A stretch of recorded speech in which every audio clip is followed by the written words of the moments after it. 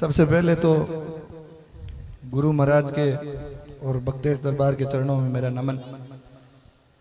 एक जयकारे से अपन अतई से स्टार्ट करेंगे, आप भी सहयोग रखना, साथ देना। बोलिए गुरु जम्बेश्वर भगवान की, बोलिए विष्णु भगवान की, बोलिए बगदेश धाम की। देखो, करीब 1 साल पहले यही सत्संग और सत्संग समापन पे युवा सेमिनार रखा था और लगभग आपके सामने बैठे हैं मंच पे वही चेहरे हैं, मेरे सामने बैठे हैं वही चेहरे हैं। किन चीजों का हमें जिंदगी में आचरण करना चाहिए और किन आदर्श और मूल्यों को लेके हमें जीवन में आगे बढ़ना चाहिए। पिछली बार भी आया था तो हथाई हुई थी। ये नाम में तो बड़ा है, देखो युवा सम्मेलन है,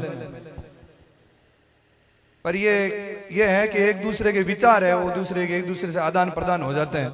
कुछ चीजें आपसे सीखने को मिल जाती है अनुभव के हिसाब से, और कुछ हम किसी पद पे पहुंचे हैं, पढ़ गए, तो हमारे जीवन का अनुभव है, संघर्ष है, वो आपके साथ में साझा कर देते हैं। तो आपस में एक दूसरे से क्या तालमेल बैठा रहता है, तो उन चीजों का आदान प्रदान होता है। तो कुछ चीजें हैं जो अपनी जिंदगी मुश्किल लग रही है या फिर थोड़े से अपन महसूस करते हैं कमी, शायद वो पूरी हो जाए, उसके लिए अथाई का एक आयोजन रखा है। इस आयोजन में बड़ी बातें तो क्या है, अनुभव के हिसाब से तो आप मेरे सामने सारे बैठे हैं पोतिया पागड़ी वाले, शायद आपके आधे का भी आधा अनुभव नहीं है मुझे, पर हाँ पढ़ लिख के एकदम बिल्कुल मैं कह रहा हूं बज्जू, ये तो फिर ठीक है, बज्जू तो एकदम समीप है, बॉर्डर के इलाके एकदम, जहाँ पे इंदिरा गांधी नहर से पहले कुछ था ही नहीं। नहर आने के बाद में थोड़ा सा खेती हुआ, लोगों के पास में पैसा हुआ और लोगों ने पढ़ना स्टार्ट किया। ऐसी जगह से जहाँ बिल्कुल एकदम रेगिस्तान है, एकदम बिल्कुल फोगड़ों वाले दौरों से यदि संघर्ष करके मेरा जैसा लड़का यदि डॉक्टर बन जाता है तो मैं कह रहा हूं कोई भी बन जाता है। हम गांव की बात करें तो देखो ये जो सदरी है, अरे आसपास के सदरी की अब आपके छोटी छोटी ग्राम पंचायतें बहुत हो गई, दया सागर, दयाकोर, ये बहुत सारी छोटी छोटी ग्राम पंचायतें बन गई।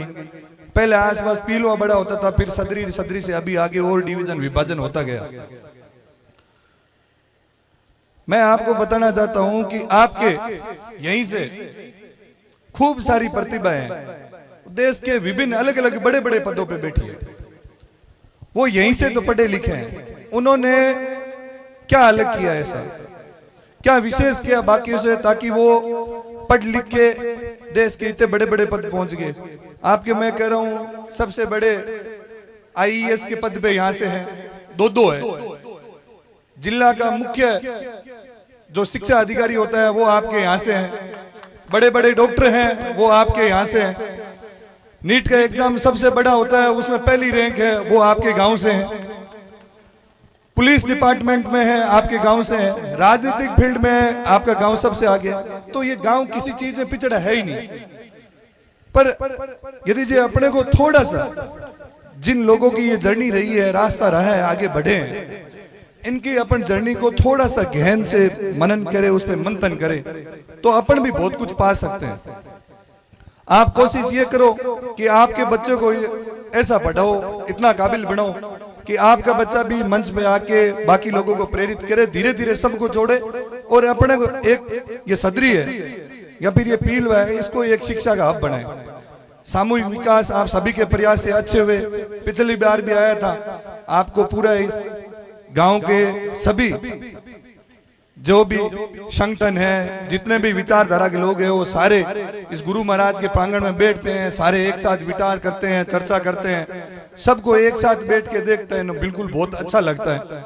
और ऐसे ही धीरे धीरे क्या है, सारे मन भेद मतभेद है, वो चुनाव की बातें लगे, सारी बातें, उनको सबको हटा के वो वहीं तक सीमित रहनी चाहिए। उसके बाद में जब भी अपन आगे बढ़े तो अपने मन में ये होना चाहिए कि गाँव को अपन कैसे आगे बढ़ा सकते हैं, अपने बच्चों को अच्छी शिक्षा कैसे दे सकते हैं।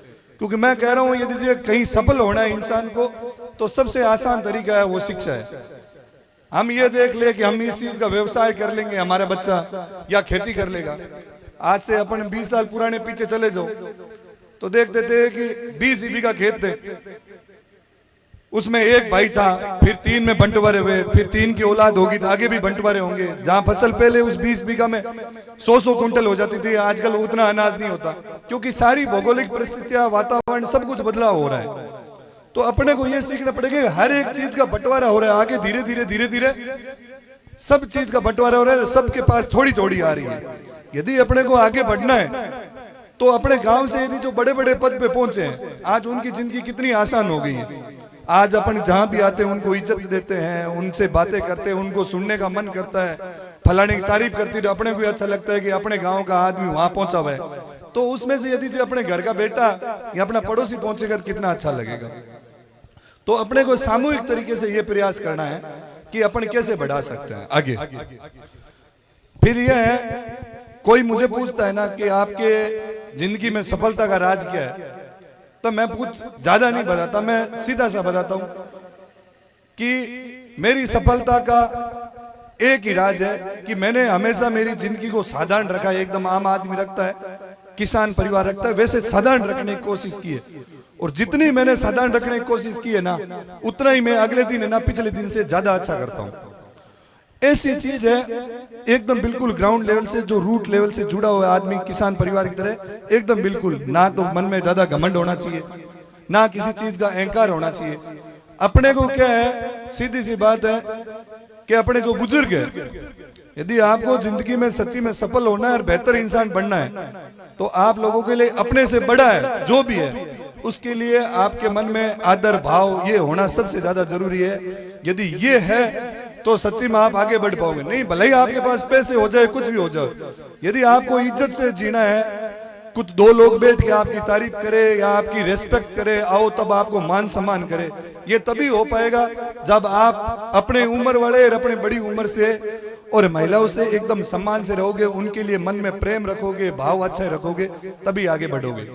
कुछ जिंदगी में आगे बढ़ने के लिए जिंदगी में इंसान के पास में कुछ मूल्य और आदर्श होना सबसे ज्यादा जरूरी है। यदि जी आपके कुछ मूल्य और आदर्श है और वो यदि आपकी जिंदगी में ठान रखे हो कि इस मूल्य और इस आदर्श के साथ मैं आगे बढ़ूंगा, तो मैं 100% कहता हूं वो आदमी किसी भी फील्ड में जाएगा वो सफल जरूर होगा, क्योंकि वही मूल्य और वही आदर्श उसकी अंगुली पकड़ के क्या है पूरी आगे जिंदगी साथ चलेंगे, और वो जो कभी उसका साथ नहीं छोड़ेंगे, और उसी के बलबूते वो क्या है आगे बढ़ेगा। बहुत सारे अपने यहाँ है, कुछ चीज अपने जो चाहते हैं वैसा नहीं होता है ना, तो अपन निराश हो जाते हैं। मैं कह रहा हूं कोई भी सफल आदमी है, किसी की भी आप कहानी सुन लो, किसी की उसका पता लगा लो, उसकी पूरी कहानी का, पूरे जीवन का पता लगा लो, कोई आसानी से कहीं नहीं पहुंचा। आपके सामने आपके गांव की एक प्रतिभा बैठी है, हालांकि मैं बहुत पहले से जानता हूं क्योंकि मैं एजुकेशन जुड़ा हूं, जिस चीज की तैयारी करते हैं उससे भी मिलते हैं। भाई श्री बैठा है, आज लेक्चरर लगा हुआ है, हालांकि मुझे नहीं पता था इसने इतनी परीक्षाएं दी है भाई ने, पर एक दिन इन्होंने क्या भावुक होकर फेसबुक पे पोस्ट डाल दी। मैं थोड़ा सोशल साइट पे एक्टिव, तो देखी ना लगभग कितने भाई, लगभग 27-28 एग्जाम दे दिए और उसमें असफल रहा। यदि जे अपन ये सोच ले कि पहला एग्जाम दिया और अपन असफल हो गए, इसका मतलब अपन पढ़ाई कर ही नहीं सकते, पढ़ाई अपने लिए बनी नहीं। पर इस बंदे ने बिल्कुल उसके विपरीत करके दिखाया, 28 एग्जाम दिए और 28 में असफल रहा।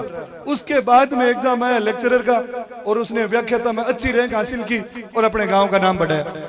तो देखो शिक्षा के पद पे कितना भी बड़ा हो, देश के किसी भी बड़े पद पे बैठा हो या छोटे पद पे बैठा हो, छोटे पद का मतलब है गांव के पटवारी से लेके और देश के कलेक्टर तक बड़े से बड़े पद पे बैठा हो, जो भाई श्री को जानता है उसके संघर्ष को यदि जिसने देखा है वो इसका महत्व समझेगा, वो शिक्षा का महत्व समझेगा।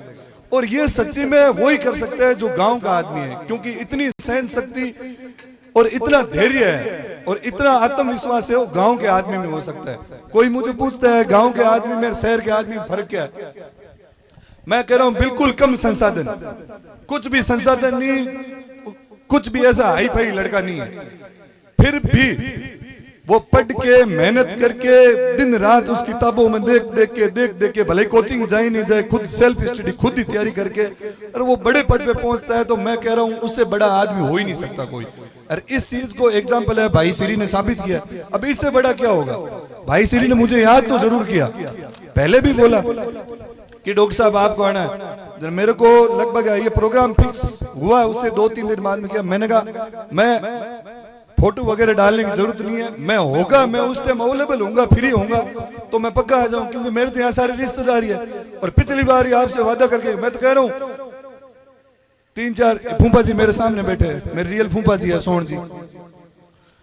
तो मैं तो इधर घूमता ही रहता हूँ, हर किसी से मिलता हूँ, स्कूलों में जाता रहता हूँ, हॉस्पिटलों में जाता रहता हूँ। अभी भी मैं चर्चा कर रहा था इनके साथ, हॉस्पिटल और स्कूल की कर रहा था।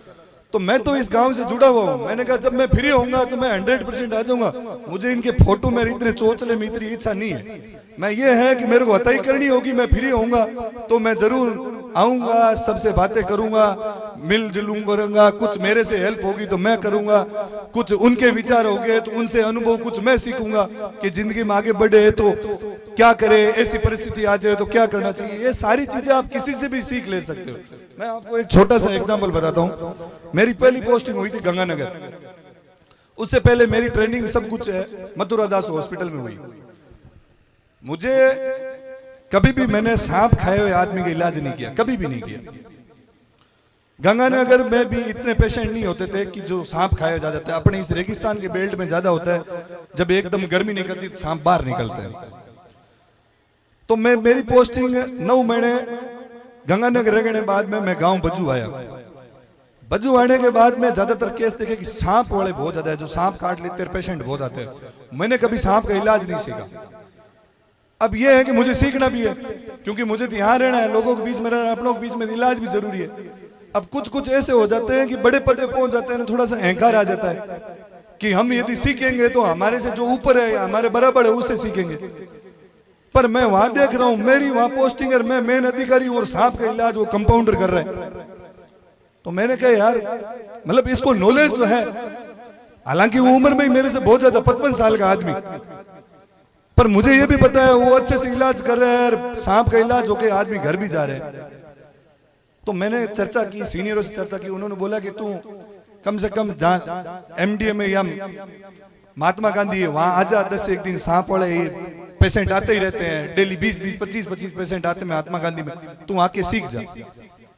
मैंने कहा पेशेंट तो यहाँ पे भी इलाज करके जाते हैं, अब ये है कि पढ़ा हुआ तो मैंने है सांप का इलाज, अब इसमें क्या चीज ध्यान रखनी है वो आप बता दो। तो कुछ चीजें इन्होंने बताई। उसके बाद में मैंने सारा अनुभव है वो जो कंपाउंड है उनसे लिया, अंकल से। कहने का भाव ये है, भले ही मैं उनका अधिकारी रह गया, पर यदि जो कोई इलाज मेरे को सांप का इलाज उस बंदे को आता है और उसे सीखने को मिल रहा है, तो पद में भले ही मेरे से छोटा हो पर अनुभव मेरे से बहुत बड़ा है। तो मैंने सारा ज्ञान जो सांप का इलाज का होता था तो सब कुछ उनसे सीख लिया। तो पद कोई मायने नहीं रखता। मैं हमेशा जहां भी जाता हूं ये बोलता हूं कि पद कभी भी इंसान को प्रतिष्ठित नहीं करता, इंसान खुद है वो पद को प्रतिष्ठित करता है।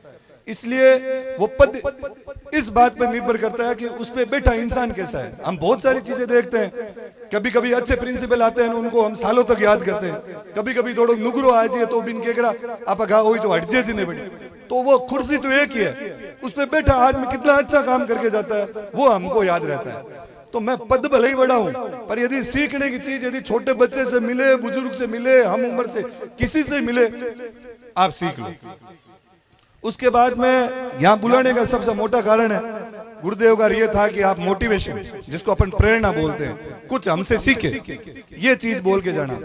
तो गुरुजी कहता हूँ इस बार तो सबसे ज्यादा यदि अपन युवा सम्मेलन करते हैं, तो मैं जहां भी, मैंने लगभग 50 से 60 युवा सम्मेलन किए, और उसमें सबसे ज्यादा मैं जहां भी करता हूं सबसे पहले क्या करता हूं, आसपास की स्कूलों से कांटेक्ट करता हूं, संपर्क करता हूं, चाहे सरकारी हो चाहे प्राइवेट। उनको बोलता हूं कि इतना मंच दे रहे हैं, इतने अधिकारियों को बुला रहे हैं, तो बुला किसके लिए रहे?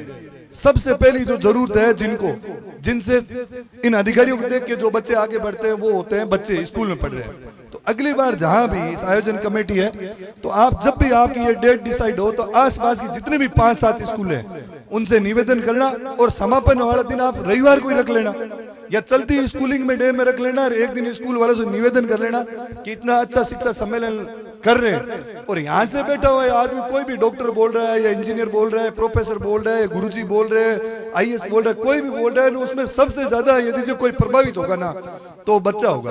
तो बच्चे के यहाँ रहना सबसे ज्यादा जरूरी है, तभी ये क्या है आयोजन बहुत ज्यादा सफल होगा।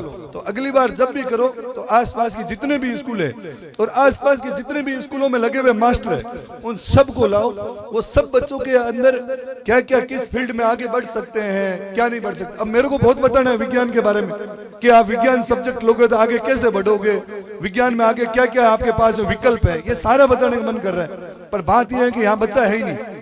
अब पढ़ने वाला तो बच्चा है, रुचि उसको पता है कि मेरे को आगे किस में बढ़ना है, मेरे को कौन सा विषय सबसे अच्छा लगता है, तो उनको बताता तो शायद उनके ये चीजें काम आती। आप लोगों के सामने ये है कि एक ही है आप लोगों को कि प्रेरणा के नाम, प्रेरणा दो टाइप की होती है, दो टाइप की। एक मैं आपको आज ऐसा कुछ बोलता हूँ कि आपके शरीर पे दाने उठ जाए और 4-5 दिन आप में जोश रहे और छठे दिन आपका ठंडा हो जाए, तो ऐसा मैं प्रेरणा कभी उद्बोधन मेरा देता नहीं हूं। मैं मानता हूं कि सच्ची में मोटिवेशन या प्रेरणा मिलती है वो आसपास की जरूरतों से मिलती है।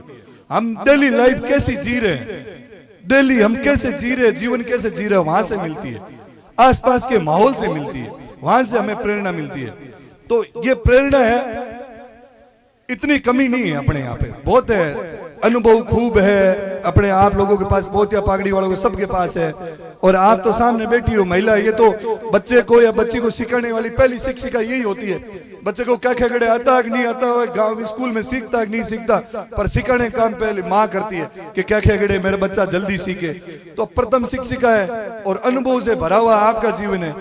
तो आप क्या है अपने बच्चे को जब भी किसी भी फील्ड में भेजो, आप किसी भी क्षेत्र में भेजो, तो एक चीज आप दिमाग में डाल लेना कि बच्चे से कभी भी इतनी उम्मीद मत लगाओ कि वो उम्मीद कभी आपकी पूरी नहीं हो।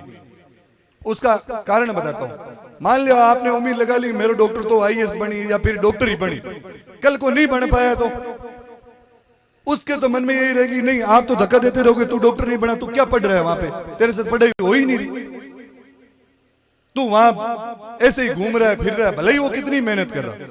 बच्चे को हमेशा ऐसे रखो कि तू मन लगा के पढ़, 5-6 घंटे पढ़, खूब है दिन में, उसके अलावा खेला भी कर, कूदा भी कर, अच्छा भोजन भी किया कर।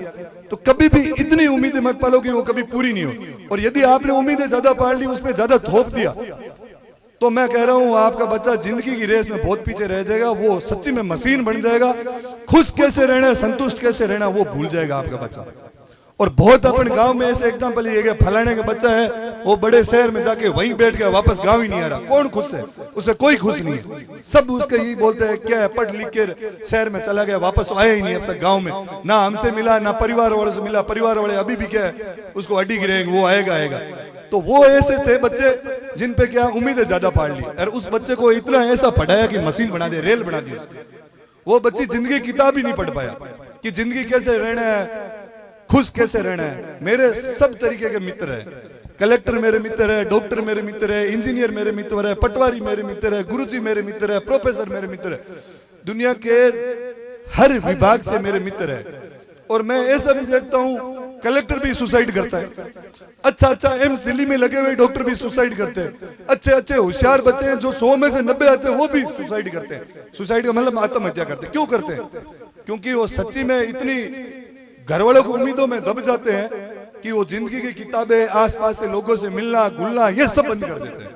और जब ये बंद कर देते हैं तो मानसिक तनाव आता है, फिर लास्ट में वही चीज सूझती है कि यार मर जाओ, इससे अच्छा है। तो सबसे पहला ये है कि हमें तो जिंदगी जीनी है और हमें खुश रहना है और संतुष्ट रहना है। तो उसके लिए सबसे ज्यादा अब मैं उन कलेक्टरों से तो अच्छा रेडी वालों को मानता हूँ जो गांव में सब्जी की दुकान लगा के बेला है ठेले पे, वो बढ़िया खुश तो रहता है, दिन में जितनी भी सब्जी बिकती है ठीक है, घर जाके शाम को आराम से सोता है, खाना खाता है, जिंदगी तो जी रहा है खुशी से। और वो कलेक्टर क्या किया, पूरी जिंदगी पर पढ़ा पर जिंदगी की किताब नहीं पढ़ पाया, अनुभव नहीं पढ़ पाया, खुद के अंदर इतना आत्मविश्वास नहीं रहा, क्या कर लिया, आत्महत्या कर ली। तो हम बहुत सारे ऐसे एग्जाम्पल देख रहे हैं। इसलिए कभी भी बच्चों से ऐसी उम्मीद नहीं पढ़ो कि वो कभी पूरी नहीं हो। दूसरी बात, सबसे आपके आसपास आपके बच्चे के साथ में रहने वाला बंदा कैसे है, इस पे सबसे ज्यादा ध्यान दो। बहुत होते हैं, मैं कह रहा हूं ये दुनिया 100 में से 90 आदमी आप मनुष्य लोग मिलेंगे, आपको ऐसे मिलेंगे। कोई भी बच्चा आपका ग्रामीण पृष्ठभूमि से उठ के तैयारी करने वाला होगा, उस बच्चे को 100 में से 90 लोग क्या बोलेंगे, ये बोलेंगे तेरे दादा ने परदादा कभी नौकरी लग गया कि तुम भी करे तैयारी, भाई को लगे तू ही को लगे। ये चीजें बच्चों का मनोबल गिराती है। तो आप ये सोच लेना कि ऐसी चीजों से बच्चा आपका कम से कम दूर रहे, ऐसी संगति से। आपको एग्जांपल बताता हूँ, एक गांव में बच्चा कुछ भी नहीं है और 50 आदमी उसका कंधा पीठ थपथपा देंगे, बोल देंगे तू कर लेगा, तो वो 100% कर लेगा। और यदि जो कितना भी लोटा आदमी हो और उसको 10 आदमी गांव में नेगेटिव बोल देंगे फलाना वही फिरे, वो भले कितना ही मजबूत है तो भी वो कहे गांव में बाहर आनो बंद जी, वो इतना मनोबल गिर जी, तो डिप्रेशन बूझी। तो सारा निर्भर क्या करता है, आपका आसपास का वातावरण है, आप किसके साथ रह रहे हो, वो आदमी कितना सकारात्मक है, कितना आपको बढ़ावा दे रहे हो। तो ऐसे मित्र आपके आसपास होने जरूरी है, आपके बच्चे की संगति वाले। तीसरा, आप किससे सलाह लेते हो, ये सबसे ज्यादा जरूरी है। आपका जिंदगी में आपको आगे बढ़ना है तो 100% है, कभी भी किसी भी फील्ड में जाओगे, क्षेत्र में जाओगे, सलाह लेनी पड़ेगी। चाहे अपन खेती भी करते हैं ना, तो भी फलाने से आसपास के पड़ोसी से पूछते हैं कि ई बार यार खेती कंगा करा था, मौसम के हिसाब, बरसात के हिसाब के लगे, आप सब चीज पूछा। तो बच्चे को भी क्या है, आगे चीजें पढ़ने के लिए सलाह है ना, वो अच्छी जरूरी है। मैं आपको एक उदाहरण देता हूँ, सलाहकार कहाँ महत्वपूर्ण है, अपना मुख्य भूमिका अदा करता है। आपने महाभारत सबने देखी है, हमने बताया था एक पक्ष था कौरव, एक पक्ष था पांडव। पूरी जिसने महाभारत देखी उसको ये पता है बुरा कौरव के साथ में भी हुआ है और बुरा पांडव के साथ में भी हुआ है। भाई कौरव के साथ भी अन्याय हुआ है, पांडव के साथ भी अन्याय हुआ है। फर्क इतना है कि कौरव का सलाहकार था मामा शकुनी और जो पांडवों का सलाहकार था वो कृष्ण भगवान थे। अब इतना फर्क है सलाहकार में, बुरा दोनों के साथ में हुआ, पर लास्ट में विजेता कौन रहा, जीता कौन, पांडव। क्यों? क्योंकि उनका सलाहकार अच्छा था, भगवान कृष्ण थे। तो हमारे जीवन में सलाहकार है वो सबसे ज्यादा इंपॉर्टेंट है। ये 3 बातें हैं। चौथी बातें हैं वो है कि आजकल सबसे ज्यादा प्रचलन चला है, बड़ी बड़ी दिखावे वाली स्कूलें होती है ना, बड़ी बड़ी स्कूलें होते हैं जिसके अंदर घुसते हैं ना, बड़े बड़े कांच लगे हुए, सोफे लगे हुए, पढ़ने के लिए बड़ी बड़ी टेबलें लगी हुई, अपन देख के भावुक हो जाते हैं, अपने वाला बच्चा पढ़ेगा तो यही पढ़ेगा। मैं कह रहा हूं ना प्रतिशत मायने रखते हैं कि आपके परीक्षा में कितने प्रतिशत बने, ना आपकी गरीबी मायने रखती है कि आपके पास पैसे कितने हैं। सिर्फ मायने रखता है तो सफल होने के लिए अंदर खुद के अंदर आत्मविश्वास होना चाहिए और बूढ़ा बडेरा को आशीर्वाद होना चाहिए, सिर्फ इतो ही चाहिए। और जिसके पास ये है वो बच्चा 100% सफल हो जाएगा। आपको कहीं भी बड़ी स्कूलों में या कहीं ऐसी जगह भेजने की जरूरत ही नहीं। मैं कह रहा हूं आपके सामने जितने भी अधिकारी आएंगे सारे 10वीं तक सरकारी विद्यालय में पढ़े हुए। जब ये नॉर्मली मेरे जैसे 64% बना के, गुरुजी के तो बिल्कुल पास ही हुए, 44-45% है, आज प्रोफेसर तक पहुंच गए। ये तो आगे जाके कोई बड़े कॉलेज के डीएन जाके रिटायरमेंट होंगे। तो यदि 44% वाला 64% वाला यदि जो ऑल इंडिया में, पूरी इंडिया में 131 रैंक ले आता है, मेरे फूफा जी बैठे हैं सोहन जी, इनका बच्चा है जो बिल्कुल ऐसे 74-75% लगे पूरे राजस्थान में पहली रैंक ला सकता है, तो फिर अपन क्यों नहीं कर सकते? सब कर सकते हैं। तो ये दिखावे की चीजें है ना, उन पे कम भरोसा करो। आप सबसे पहले अपने बच्चे को कहीं भेजो ना तो स्कूल में ये पता करो उसको पढ़ाने वाले मास्टर कैसे हैं, उसमें पढ़ा रहे किताब के अलावा उसको जिंदगी की किताब पढ़ा रहे कि नहीं पढ़ा रहे। उसको सिर्फ यही नहीं है कि रट्टू तोता पढ़ा रहे, किताब पढ़ाए जा रहे, किताब पढ़ाए जा रहे। फिर मैं कह रहा हूँ किताब पढ़ाए जाएंगे, बड़े पद पे पहुंच पाएंगे, पर वो आसपास के अपने गांव को समझ नहीं पाएगा, परिवार को समझ नहीं पाएगा, वापस ही नहीं आएगा। जब वापस ही नहीं आएगा इसका मतलब हमने शिक्षा दी, संस्कार दी, वो सारे के सारे फेल है। तो आप ऐसी जगह पहुंचे जहाँ पे बच्चों के खेल कूद भी अच्छा हो, दिन में 3-4 घंटे ऐसे खेले भी, और सबसे बड़ी बात है पढ़ा रहे हो, टीचर क्या होने चाहिए, अच्छे होने चाहिए। बहुत बार ऐसा होता है स्कूलें बड़ी बड़ी है, अंदर जाएंगे बिल्डिंगें करोड़ करोड़ रुपए की बनी है, पर पढ़ने वाला कुछ नहीं है, क्योंकि उनको तो सिर्फ दिखा के लेना है। और हम गांव वाले क्या हो जाते हैं, अरे मैं तो एडी स्कूल में घात आया, जकी जी के लाख रुपया तो फीस है, और ऊपरों के बिल्डिंग बनूड़ी भी, बिल्डिंग मत तो रिव्यू लगाए नो टाबर ठान केड़ो की पढ़ाई। अरे थे बिन टाबर ने कम से कम जरूरी थोड़ी, जिसको एडमिशन लेना होगा तो 5-7 दिन वो बिना फीस ही ले लेगा। ये भी बोल सकते हो कि 5-7 दिन में टाबर डाला और वो टाबर देख पढ़ाई कुकर है, और जिस चीज में टाबर जाएगा उसको मतलब पता तो होगा मैं किस चीज की तैयारी करूंगा, तो वो टीचर को अपना परख लेगा, ऐसे ऐसे प्रश्न लेके चला जाएगा जिसमें टीचर बताएगा कि नहीं बताएगा ये भी पता चल जाएगा। तो सारी चीजें हैं वो अपन क्या है कि खुद उसमें पार्टिसिपेट करो, खुद आप जुड़ो उससे, और बच्चे को है ना वहां तक, स्कूल तक या कहीं पहुंचाओ। तो वहां जाके आप सिर्फ ये है कि बाहर वाली देख के चीजें अच्छे अच्छे कमरे देखे, अच्छे अच्छे रिसेप्शन वाले देखे, अच्छे अच्छे पैंट सूट वाले देखे, ऐसे नहीं करना। आपको ये है कि पढ़ रहा है तो बच्चा हमारी अच्छी जगह पढ़ रहा है कि नहीं पढ़ रहा। इसका एग्जाम्पल मैं इसलिए लेता हूँ क्योंकि आजकल हम क्या है, सारे क्या भेज रहे हैं, बच्चे को इंग्लिश मीडियम पढ़ेंगे। अरे क्या है ऐसा इंग्लिश मीडियम में भाई? मैं सबसे ज्यादा मारवाड़ी बोलता हूँ, समझ मत मारवाड़ी में आती है। हमें तो किताब पढ़नी है, किताब को समझनी है कि किताब में लिखा क्या हुआ वो समझना है। वो समझेंगे तभी तो वो एग्जाम पास होंगे, तभी तो नौकरी लगेगी या बड़े पद पे पहुंचेंगे। तो उसको किस भाषा में पढ़ा रहा है ये निर्भर थोड़ी करता है, निर्भर ये करता है कि वो किस भाषा में हम समझ पा रहे हैं।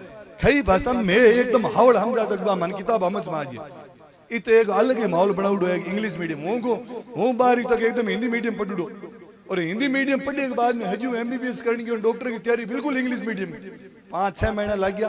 पर यदि जो हूँ डॉक्टर बन गयो मतलब हूँ होशियार तो हुई पढ़ी हूँ होशियार हूँ तो इंग मतलब बाकी सब्जेक्ट पढ़िया जो मैंने अगलो इंग्लिश भी आज जो ही हूँ कोचिंग कर कॉलेज में गयो MBBS ट्रेनिंग करने जोधपुर तो भी जाऊँ दे अगली इंग्लिश मीडियम में 4-5 महीना दो रही हुई। 4-5 महीने बाद मैंने सब समझ में आ गया कि इंग्लिश कूर आवे। और मिल लगे ये चिकित्सक विभाग में जितनी इंग्लिश है ना डॉक्टर ने जितनी कुछ इंग्लिश आवे ना मतलब जितनी हार्ड जितनी कठिन इंग्लिश आवे ना बीती इंग्लिश कई किताबा में कोनी। तो हूँ इंग्लिश भी पढ़ लियो पर हूँ हम मीन हो चुका हूँ पढ़ी हूँ इंग्लिश में। अरे पुट आर मीन हम जानो भले हिंदी मीडियम में पढ़े या मारवाड़ी में पढ़े पेशेंट। आज यहाँ से अपन बाहर जाएंगे ना देश की ओर जो विकसित देश है जैसे अमेरिका। अमेरिका में क्या है कि डॉक्टर है ना वो आपकी लोकल लैंग्वेज भाषा में समझाना पड़े पहले पेशेंट है गे तेरे बीमारी आ है तेरे ओ इलाज है इतना दिन चाली ओ यदि से हम तीन समझ में आए तो इलाज ले ले। बाद वो पेशेंट गई हाँ मीन हम समझ में आ गई रोगी गई जिंदगी भी इलाज हुई भी पहले इलाज को है आप के डॉक्टर कल किया 2 डॉक्टर इंग्लिश का शब्द टेक आप कहेगा ओ डॉक्टर जानकार है तकड़ो ओ साइड पटुड़ लिखो। अरे अपन चीज भी तो समझ में आनी चाहिए। तो कहने को मतलब वो है कि 12वीं तक हिंदी मीडियम पढ़ी हो बिंग बाद में इंग्लिश मीडियम अपने आप धीरे धीरे पढ़ने लगी समझ में आने लगी और 6 साल पूरी डिग्री पूरी ट्रेनिंग इंग्लिश मीडियम करी। बिंग बाद में है कि वापस गांव में आया जगह वापस वो है भाई डॉक्टरी के पैसे तो के भाई के हुई पेशेंट ने चेक करना है रोगी ने चेक करना। अब रोगी हूँ भी इंग्लिश झाड़ू वो भी मारवाड़ी बताओ बिन मारवाड़ी हिंदी नहीं आवे तो हूँ इंग्लिश ही करके करूँ बिन पेशेंट ने के हम जाओ बिन के इलाज दो। तो अपने भारत में तो ऐसी कोई जगह नहीं है जहाँ पे हिंदी भाषा नहीं बोली जाती है। जितना भी राज्य है बिंगो 20 राज्य में तो एकदम हिंदी भाषा बोली जाए। और मिल लगे कौन के आपके घर से कोई टाबर 20 राज्यों बाहर जाए तो हिंदी मीडियम से आराम से काम चल जाता है। अब ये है कि मैं बताऊं दुनिया क्या है, एक क्लास में टॉपिक लागू हुए दुनिया क्या है। अब दुनिया क्या है वो हिंदी में बताऊं जिन्हें फटदड़ी समझ में आ जी। अरबी में बताऊं वर्ल्ड है तो वो पहले दिन वर्ल्ड बताऊं हिकाऊं तू वर्ल्ड बोल लू ही बिंग बाद बिंग स्पेलिंग ही जितने हिंदी मीडियम वालों पूरे वर्ल्ड में कही क्या राज्य वे कह क्या के चीज है वो हिक जी। तो बात है कि हिक को एड़ी चीज में जके हूं अपन चीजें समझ में आवे। हिंदी मीडियम इंग्लिश मीडियम वाला चोच ले अब मैं पढ़ो ही बात तो है किताबा पढ़नी है और किताबा तो भी लैंग्वेज में पढ़ो जगह में अपन समझ में आवे। हर बा किताब याद हुई बा याद हुई जी ना तो वो पेपर आप अच्छा पास करा। कोई हिंदी मीडियम इंग्लिश मीडियम मायने को रखे नहीं इन चीज में आगे बढ़ो। बिंग बाद में नशाली बात हुई तो हम नशा तो मैं पोते पागड़े यदि थे ठान लो दिन टाबर थारा ऊपर की जय मिन ठाकी थी को जन जगह घर में जो सबसे ज्यादा बुजुर्ग महिला है सबसे ज्यादा बुजुर्ग आदमी है वो ठान ले वो यदि से गेडी ठरका देगे नहीं घर में ही घर में नशो करी बड़न को दूं भी घर में मैं तो आज तक नशो कर तो देखियो कौन। तो पूरा डिपेंड धार में है कि घर में कोई टाबर नशो करे कि नहीं करे वो धार में यदि थे नशा करो कोई जेब में पूड़ी निकली कमल पूड़ी या जरदल पूड़ी निकली तो लाड टाबर भी वो ही की। अरे यदि से थे के भी दो बन के तू नशो कूर करे भाई ही तो यूं ही पूछी थे कूर करियो बस दे के जवाब दो थारो मुंह बंद हुई हिदी बात है। तो है कि पहला घरों स्टार्ट करो और घरों स्टार्ट करो धीरे धीरे अगले आगे बढ़ जी। तो वो है कि अगले सब थारे हाथ में है नशाड़ा बच्चा ने पढ़ाना कूर के करनो सब थारे हाथ में। लाडली बारी आयो जिन्हें इतगेर गयो इन बार श्री राम भाई रहे ज्यादा स्कूल हुए थे एक्टिव है। कोई भी बच्चों है जो साइंस लाइक वे और विज्ञान विषय ले आगे जीव विज्ञान ले डॉक्टर बनना चाहे और बहुत ज्यादा होशियार बच्चों है। लाडली बार फूफा जी 2 बच्चा संभालिया है तो लेर भी गयो और इत भी बड़े कोई बच्चों है साइंस को जगह मुंह है उनको फीस वाली मारा मारी कौन बड़ी बड़ी कोचिंग हम जान भाई दिखा हुई है। जैसे हूँ तान छोटी बताऊं कोटक बड़ी बड़ी कोचिंग बीकानेर आज ही ना जिन्हें गया गया कोटा कोचिंग आ गई बीकानेर मैं क्यों आई तो आई तो ये वास्ते है कि इत पढ़ो ना गुरुजी हाकर खोल पर बे कोचिंग भी इत आ गई मोटी मोटी बिल्डिंग बना ली बाहर लिख दी बड़ी कोचिंग ना पर बंग में पढ़ो कौन है मैं बीकानेर वाले पढ़ा हो गया इत पहला मैं पढ़ार को जानता मैं आगे नहीं पढ़ा वो सिर्फ नाम ही चले है कोटाल और सिकरण ए सिर्फ हम क्या मार्केटिंग होगी बिजनेस हुई है क्यों क्योंकि बड़ा बड़ा शहर हम जिन्हें के आजकल बच्चा आत्महत्या ज्यादा करने लग गया जिन्हें बड़ी डर लगने लग गया क्योंकि गाँव का बच्चा है बड़ा बड़ा हम शहर में कम आवे छोटा छोटा शहर हम ज्यादा खुद ही पढ़े या खुद ही मेहनत करे तो ये सारे इन चीजों को क्या है आपको दिमाग में रखना है बहुत मंथन करना है और कोई भी बच्चों आपको डॉक्टर बनना चाहे और बिल्कुल मैं कहूँ जरूरी कौन कि कोई बड़ो खर्चो लाख डॉक्टर के एकदम कोटार सिकर जाए जिन्हें तो जयपुर जैसे 3.5-4 लाख लागे साल का होंगो पढ़ने वालों बच्चों होना चाहिए तैयारी करने वालों बच्चों होना चाहिए जो अनुशासन में रहे सिंसियर रहे ईमानदारी पढ़े एडो बच्चों मिन संभाल दो होंगू भले ही कम पढ़ूडो हुई चाली पर मेहनत करने वालों ईमानदार बच्चों चाहिए साल 1-2 साल ज्यादा लाग जी भी मत मेहनत कर पर ईमानदारी मेहनत करने वालों सिंसियर टाबर होना चाहिए वो 100% है हूँ बना दूं कभी भी हुए वो मन मौको दे दो बाकी आप लोगों से मिली बहुत हथाया हुई आगे कोई भी चीज वे तो बताते रहे मार अगले जानकार थे भी अगले जानकार तो मान दा तो भेर जी जतरवाल की घणे गोटा घुमाऊंदा थारा हाथी फिरदा फुल तो हूं तो बांगो पोतो हूं बाड़ो बेड़ो तो कोई भी काम है मन बता दो मैं हमेशा थारे लिए आगे तैयार बेटा बोले गुरु जंबेसर भगवान की